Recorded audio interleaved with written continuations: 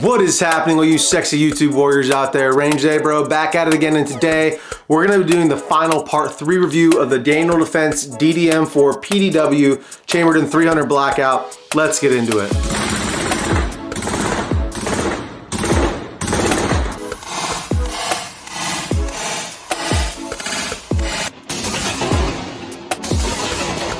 Alright guys, thank you so much for stopping by the channel again. As always, I like to start these videos out on a positive note. These weapons are here to fight tyranny, to fight anybody who's trying to come in your life and take your freedom and your loved ones and the things you love away from you. We all know what guns are capable of, guys, but I just want to say, have respect for other people's perspectives and points of view. You only know what you know. We are the culmination of all the life experiences that we've had, and so someone who doesn't like guns may have had a bad experience in the past, or just maybe don't have any experience and just heard other stories from other people who feel very strongly anti-gun.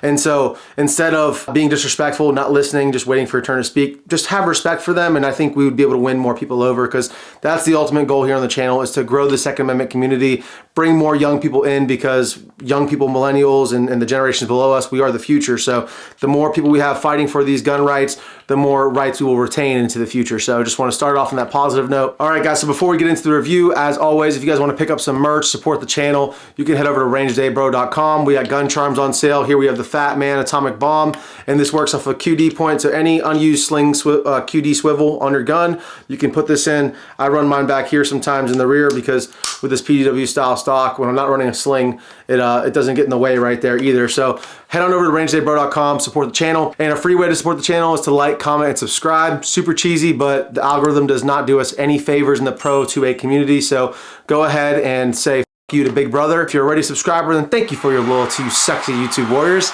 Now let's get into the review. Alright guys, so last time you guys saw this gun, I was doing some ejection patterns, some accuracy testing, all that good stuff, and today in this last part 3, I'm just going to kind of summarize everything that I've come to know and love about this gun, and hate in some cases about this gun right here, and kind of give you guys my final opinions on it. So the main purpose of this video is to show you guys the differences between the two springs that this gun ships with. Here we have the red spring, which comes in the gun. It is in fact a reduced power recoil spring.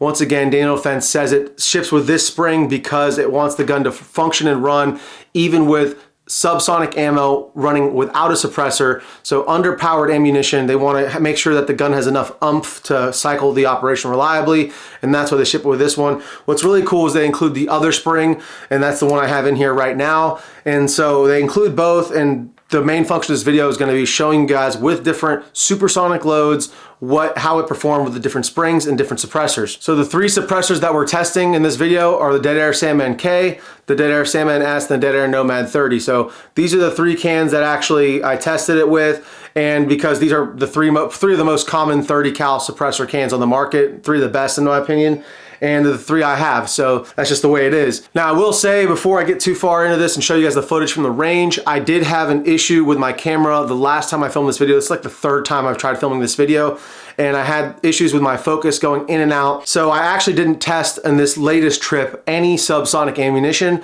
but I do have the results in my memory bank of what happened with the subsonic unsuppressed firing with a stronger spring. So I'll get into that here shortly after this range portion. With that being said, I wasted a bunch of time and money going to the range last time when my camera wasn't in focus, so I did it again for you guys with 4 different types of ammo, and you guys can see that footage right here. And we're going to start with the Hornady Black 110 grain VMAX ammunition. That was about 2 o'clock-ish. Got 2 more rounds with the Dead Air Key Micro Break, and then we're going to throw the Sandman K on. Okay, that was right about 3 o'clock.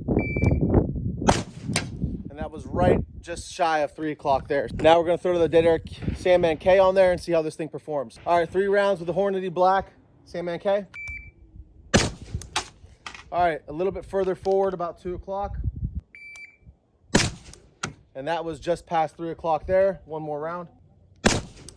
And that was forward there, about 1 o'clock. Gonna switch to the Sandman S.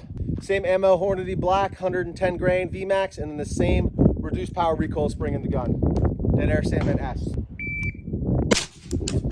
That was much better for the first round, about 5 o'clock. And that was a little bit further forward, 2 o'clock.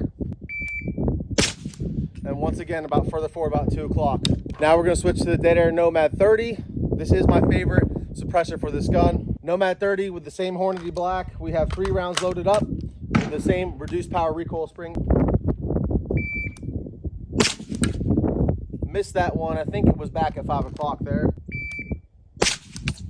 Yeah, back at 5 o'clock, exactly where you want to be on that guy. And that was, again, back at 5 o'clock. We did have a bolt lock back here, okay, guys? All right, next ammo we have up is the American Eagle. This is 150 grain FMJ with a 1900 feet per second muzzle velocity.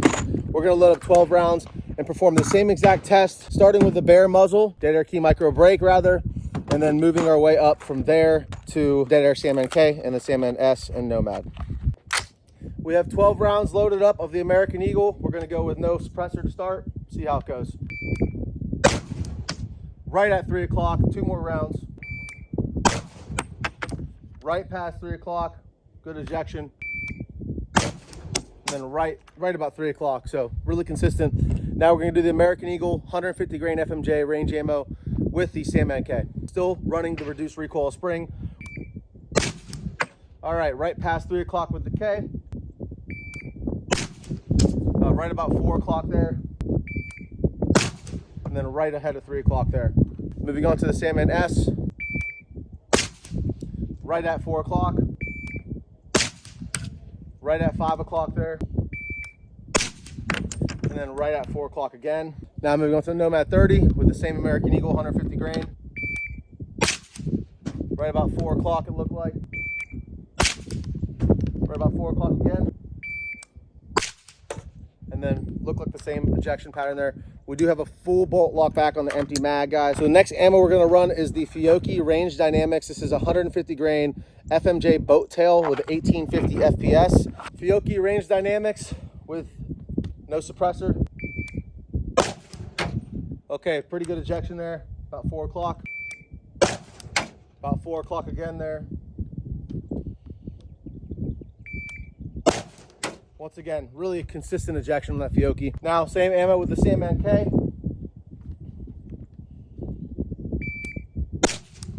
About 4 o'clock again. Again, really consistent with this ammo.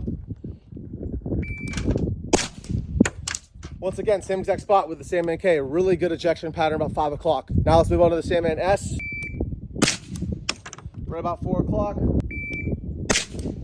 Once again, really consistent ejection on 4 o'clock. Same exact place. All right, now we're gonna move on to the Nomad 30. Same ammo, same reduced power spring. Okay, that's about 5 o'clock. Once again, about 4 o'clock there. And about 4 o'clock again. Did I load up too many rounds? Did, loaded one too many rounds there, guys. But just judging off of the way this thing was ejecting, I'm gonna guess that would have had a perfect lock back on the last round. You know what? Just for shits and gigs, let's just make sure this thing will lock back on the last round. Lock back, what do you know? All right, guys, so for the last ammo type we have is the SIG Elite Copper Hunting Performance Round. It's 120 grain with a 2250 FPS on the box, 1,349 foot-pounds of energy.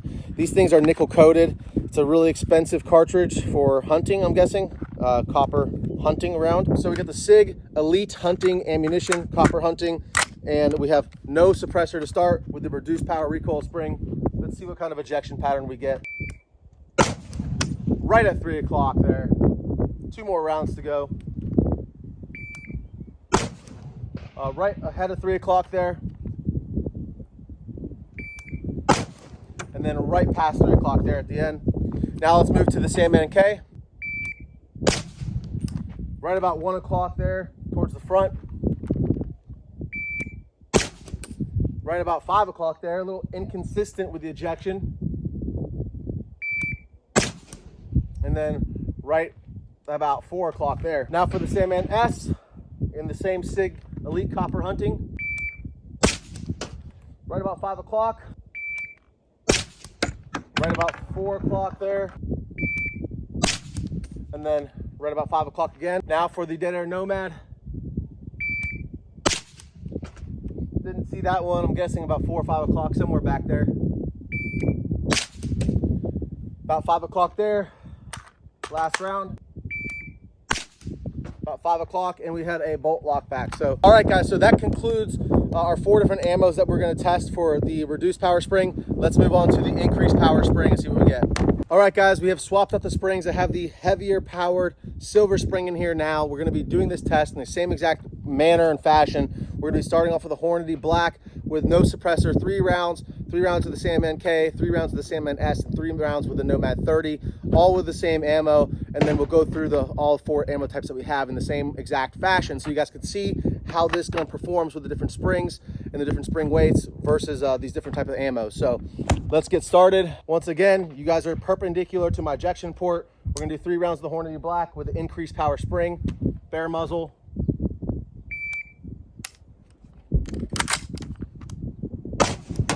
Right at 3 o'clock. Right about 4 o'clock there. And then right past 3 o'clock. For those of you guys who are wondering, that was not a malfunction. That was just me forgetting to chamber around because I just loaded the mag with 12 rounds and put it in while the bolt was forward because I just changed the spring out. So it wasn't a problem with the gun. That was just me having a brain fart there. So, but you gotta train like you are in real life. So if you come up and you click, then rack around and keep going. Don't just sit there and get killed. All right, now with the Sandman K. Right about 3 o'clock, just past 3 o'clock there. Right at 3 o'clock, last round with the Sandman K. Right up at 2 o'clock there. Moving on to the Sandman S. 3 rounds of the Hornady Black and the Sandman S. Right past 3 o'clock on the good side. Right back about 4 o'clock there, looked like. And then once again about 5 o'clock there. So now we're gonna move on to the Nomad 30. Right about 5 o'clock. And the Hornady Black, once again about 5 o'clock. Once again, really consistent. We have bolt lock back here. So even with the increased power spring, we're getting bolt lock back here with the Nomad 30. Now the next ammo type we have up, the American Eagle 150 grain FMJ. All right, so we have 12 rounds of the American Eagle 150 grain FMJ loaded up. And we have the increased power spring in here. You guys are perpendicular. Let's run this drill. Enough talk. Right at 3 o'clock, just past it on the good side. Right about 3, 4 o'clock there. Right at same exact place again. So now it's time for the Sandman K. Increased power spring, American Eagle 150 grain. Right about 3, 4 o'clock there. Right ahead of 3, about 2 o'clock on that guy. And then right about 1 o'clock there at the end. Moving on to the Sandman S. Right about 4 o'clock there. Right about 5 o'clock there. Once again, 5 o'clock there. Really good ejection on that guy. Moving on to the Nomad 30 for the final test. I think that was about 4 or 5 o'clock. Looks good. About 4 o'clock, 5 o'clock there. Once again, about 5 o'clock and the bolt lock to the rear. All right, for the next ammo, we have the Range Dynamics from Fiocchi FMJ boat tail. We're gonna load up 12 rounds of this and do the same test. All right, we got 12 rounds of the Fiocchi loaded up. Let's do 3 rounds without the suppressor. Full power spring, Fiocchi, range ammo, Range Dynamics. Right about 4 or 5 o'clock there. Once again, about 5 o'clock there. 5 o'clock again, really consistent. Now we're gonna do the same test, Fiocchi, with the Dead Air Sandman K. Dead Air Sandman K, Fiocchi, 150 grain. Right about 4 or 5 o'clock there. Really good ejection, about 4. Right about 3 on that guy. And then right about 4 or 5 o'clock on that guy. Right at 3 o'clock on that with the Sandman S. Right at 4.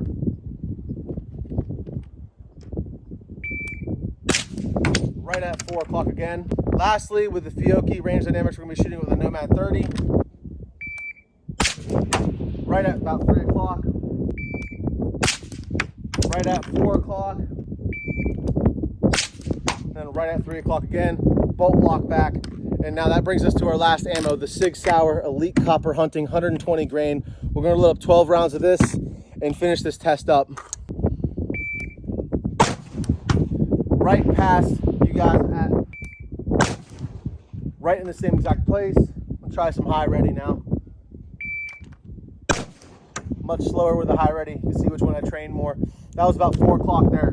Let's try it out with the Sandman K. Right in front of 3 o'clock there. Right at 5 o'clock, 4 o'clock rather on that guy. And then right about 4. Try it out with the Sandman S. That was about 5 o'clock, right about in front of 3 o'clock there on that guy. And then right past 3 o'clock on that one. And now to conclude the test, our last ammo with the Nomad 30. Right at 5 o'clock, really good ejection on that first round. Right at 5 o'clock, right at 5 o'clock, bolt lock back. Wow, I love this suppressor and this gun combo. All right, guys, welcome back. So the range footage is pretty self-explanatory. Pretty much, just to summarize, I know I said it 100 times in the video. I set you guys up perpendicular to my ejection port, and I was shooting, first shooting without any suppressor, just a dead air key micro break here. So the first 3 rounds of each cartridge were shot with just this break on there. And then afterwards, I put the Sandman K, Sandman S, and the Nomad 30 respectively. All with the reduced power spring to start the red spring, and then after I went through all the ammos and all the suppressors, I threw in the stronger spring and did the same exact test. So what I found was there's absolutely no need to be running the reduced power recoil spring in this gun, although that's what I've been running for the longest time before you guys brought it to my attention and asked me this question. I just thought, hey, I wanted this thing to run in adverse conditions. If it was dirty, which it's very dirty, I haven't cleaned it in about 1,000 rounds since I started the testing of this gun, and it's still very dirty. It still ran fine even with the increased power spring. And so there's really no reason in my mind, because although you didn't see it at in this video on that range portion, the last one where my focus was all jacked up, unusable footage, I did find that the increased power spring with subsonic, unsuppressed, ran just fine. It didn't have any hiccups, any malfunctions, even with a dirty gun.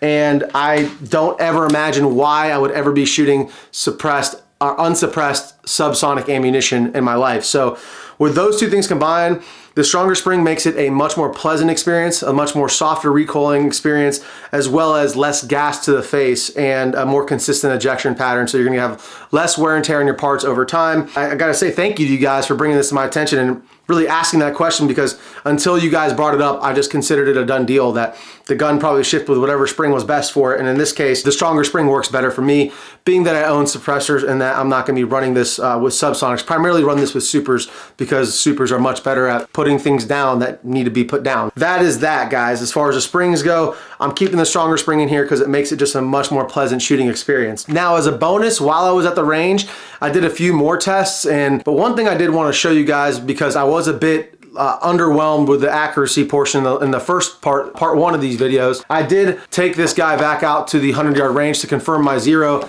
and I am happy, very happy to report that we have 2 sub MOA groups here. So the first group, guys, is right at 1 inch or just below 1 inch. That was the first group I shot right there. And then I did a bit of adjusting, and then the second group is about 1.25 inches. So with the first accuracy portion that I did in part 1, I wasn't as impressed, and I was using a shooting bench and all that stuff, but I felt like I could have gotten better accuracy out of this thing. And so I did it again today, and I actually found that the accuracy is much better than I led on to begin with. So this being my first group, this was of course with Hornady Black 110 grain VMAX bullets, so really good ammunition. It's what I keep in the gun for self-defense, and I'm very happy. That's a sub MOA group as far as I'm concerned. It's just under 1 inch, and out of a 7.5 inch chrome lined, cold hammer forged 300 blackout barrel, I'm very impressed. I did implement a new method of shooting. I listened to the Shot IQ podcast with Joe Rogan. I forget the guy's name. I really think that that's a really important part of shooting that no one would ever taught me. So just a simple thing, my kind of walk through, and it's still an evolving process for me. It's acquire your sight, acquire your target, watch it to keep it, and then squeeze, squeeze, squeeze, squeeze, and then, you know, boom, pull the shot off. I used to just think in my head, I had a similar method, but it wasn't so mathematical. It was just let the shot going off surprise you. I actually learned that from John Level over on War Poet Society. And so that kind of always stuck with me, let the shot going off surprise you. And that's what I kind of repeated myself, is just let it surprise you. And then, you know, but this Shot IQ thing really did help me to tighten my group up once again, off my range bag. I did have a little sandbag in the back, but I'm very impressed with these results, and I had to update you guys on the accuracy portion. So it is capable of sub MOA accuracy, as we can see. Like I said, I'm not gonna say you're gonna get that accuracy with every type of ammo, but if you want that accuracy out of your DDM4, my particular gun really likes the Hornady Black, and that's good news for me because that's what I like to run through it. So then after that, guys, after I filmed all that stuff, I went over to the long range just to have a little bit of fun, because a lot of the time these videos become work and I'm not having as much fun at the range as I used to. So I went over to the long range at RPR. Big shout out to RPR Range. Andrea over there is a salt of the earth. She runs the show. If you guys are in the Central Texas area, please check out RPR. They're great. They don't sponsor the channel, but Andrea did say if you guys mention Range Day Bro, she might be able to hook you up with a membership, a little discount. So keep that in mind. I just want to encourage more of you guys to be actually training long range. This thing absolutely smacks steel at 200 yards and then out to 300 yards, a little bit less consistently. But again, this thing is absolutely capable of reaching out to 300 yards if you have a better shooter than me. One thing I will say about this Trijicon ACOG, it is formulated, it has the reticle for 300 blackout, but the holds are nowhere near consistent for a 7.5 inch barrel. So maybe just reconsider your optic choice and don't be like me with this guy. But I still like it. It still works great from 0 to 100, and then, you know, also out to 3. It's just the lines are not consistent for the hold. So I don't know what barrel length would be or what caliber. I have to look it up, but I will just say I was trying to hold with the lines in the scope and it was just not working. So what is the entire conclusion of this video? I think that the DDM4 PDW is a great gun for certain tasks. That task would be 200 to 300 yards and in. I would say that if you're gonna be using this as a backpack, a truck gun, as a personal defense weapon, as it is designed, it is 100% one of the best out there on the market. It's the best I've ever tried because I don't own a Honey Badger or any of the other, you know, Noveski or any of the competitors to this. But as I've shot this and as I've gone in and had time with it, I've come to love it more and more. Before I wrap this video up, let me just go over the build because some of you guys may be curious as to the parts in this thing. So we'll go from blast end to ass end real quick. So up here we have the Dead Air Key Micro brake, and this thing is only a brake because the flash hider was not out when I bought this. It has their Daniel Fence barrel. It's a 7-inch chrome lined cold hammer forged 300 blackout barrel with a pin gas block. It's got the Midwest Industries fixed front sight post up front here. So HK style fixed front sight post, big fan of that. It's got their QRF, I believe it's called, handguards M-lock with 2 sling points up here at the top 2 corners. It's got some rail scales on here. I forget which ones these are. Maybe the honeycomb pattern there, but they're spray painted over. Strike Industries hand stop. Daniel Fence upper and lower as stock. I did replace it with a Reptilla CQG grip, a Geisley Super Dynamic 3-gun trigger, single stage trigger. I believe this is a Magpul trigger guard. And then the Maxim Defense stock that came with it. Of course, it still has the Daniel Defense bolt carrier group on there. It has one of my newer and more favorite charging handles on here. This is the Sons of Liberty Gunworks charging handle. It has been great for me, especially with that lip running the suppressed. It really helps stifle that gas quite a bit. And then a Radian selector switch on the 45-degree throw. Everything else is mil-spec, and of course the Fat Man atomic bomb guy that we have right there. That is the build, as well as the ACOG, and don't let me forget the American Defense Manufacturing mount. Huge fan of ADM mounts, guys. The best for the money, in my humble opinion.